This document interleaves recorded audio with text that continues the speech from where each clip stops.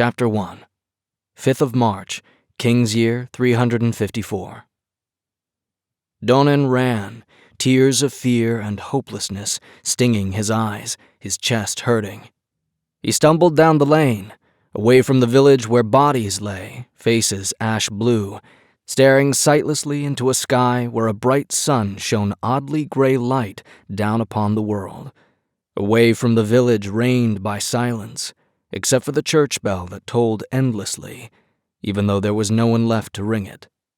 He ran along the verge and tripped over a rut, falling heavily. Donan rolled to his hands and knees and felt his heart slam into his throat, choking him. Less than a foot away lay the body of a woman, her face shrunken, her eyes and her open mouth wide pits of darkness. Clutched to her was the body of her infant, the tiny face a macabre imitation of the mother's. Donan's head jerked erect, and he realized he had dozed. He huddled more deeply into the shadow of a darkened doorway as he pulled his wet and muddy rags around his shaking body. He wondered if the footsteps growing louder on the wet, mud-streaked cobbles were those of a watchman or an opportunity. He hunched away from the rain, biting his lip as hunger clawed relentlessly in his stomach. If only magic had not been outlawed, he thought, for then he could hope the person approaching would prove a benevolent wizard that would whisk him away to a room of warmth and light and a table laden with food. Guilt settled in a lump in his throat. A selfish wish, when he should instead have wished to erase the last several months, so that the flux had never ravaged his village and the nearby countryside.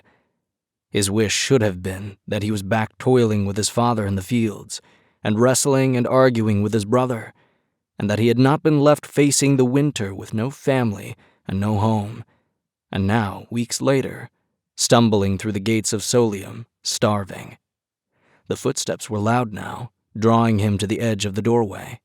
Not a wizard, but not a member of the city watch either. Indeed, an opportunity. The man wore the plain tunic and breeches of a servant, topped by a worn and tattered cloak. He walked with his shoulders hunched against the damp and unseasonable cold of the spring night, carrying a basket in each hand with stiff arms. Donan guessed he had been to the markets earlier, and he tensed as the man drew nearer. The servant drew even with the doorway, and Donan stepped out as though he had not seen him coming. They collided, the man grunting, then muttering a curse as one of his baskets jarred loose from his grasp, despite his best efforts to keep it. Summoning up a stammer, Donan said, "Begging pardon, sir, I did not see—" "Filthy Scot! Back to the gutter with you!" The man cut him off, uttering a stream of profanity as he eyed the several small apples that had rolled into the dirty street.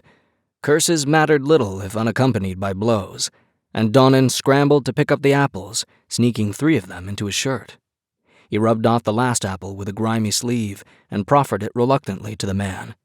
He snatched it away, shook a basket-laden fist, and said, "Damned horse spawn." He then stepped around the boy like he would a pile of filth to stalk on down the street. Donan shook the greasy ropes of dark hair from his eyes and quickly checked the street for onlookers before scuttling back into his doorway. He crouched in the corner, took an apple from his shirt, and ate it so swiftly that he nearly choked.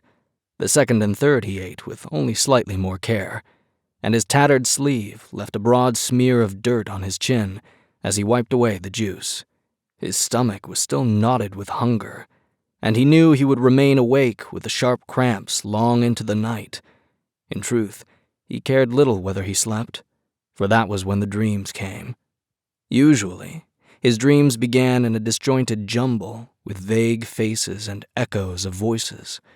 Sometimes he found himself in the warmth of the kitchen at home, the smell of fresh bread and meat making his mouth water. Other times, the dreams began with his father's smiling face, his eyes crinkled against the sun. But images of warmth and comfort always faded to become what had come after: silence and stillness, and unseeing eyes wide open to the sky.